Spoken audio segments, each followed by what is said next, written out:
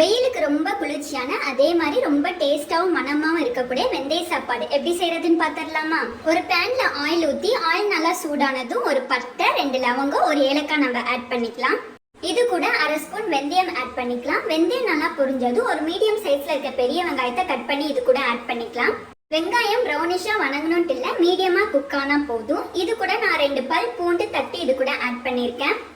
வெங்காயம் வணங்கினதும் இப்போ நம்ம க்ளீன் பண்ணி வச்சிருக்க புதினா, கொத்தமல்லி தழை இது கூட ஆட் பண்ணிக்கலாம். புதினா, கொத்தமல்லி தழை நல்லா எண்ணெயிலே வதங்கி ஃப்ளேவர்ஸ்லாம் இறங்கினதுக்கு அப்புறம் நான் 2 தக்காளியை குட்டி குட்டியா கட் பண்ணி இது கூட ஆட் பண்ணியிருக்கேன். தக்காளி நல்லா எண்ணெயிலே வதங்கட்டும், அப்பதான் நமக்கு சாப்பாடு நல்லா மணமா இருக்கும். இது கூட காரத்துக்கு 2 பச்சை மிளகாவும் ஆட் பண்ணிக்கலாம்.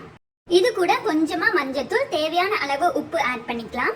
தக்காளி நல்லா எண்ணெயிலே வதங்கினதுக்கு அப்புறம் நான் தண்ணி ஊத்துறதுக்கு 1:2 ரேஷியோல நான் தண்ணி இது கூட ஆட் பண்ணிக்கிறேன். தண்ணி நல்லா கொதிச்சதுக்கு அப்புறம் நம்ம வாஷ் பண்ணி வச்சிருக்க ரைஸை இது கூட நம்ம ஆட் பண்ணிக்கலாம். ரைஸை நல்லா மிக்ஸ் பண்ணிட்டு இது வேகிறதுக்காக ஒரு 3 விசில்ஸ் விட்டு எடுத்துக்க போறேன்.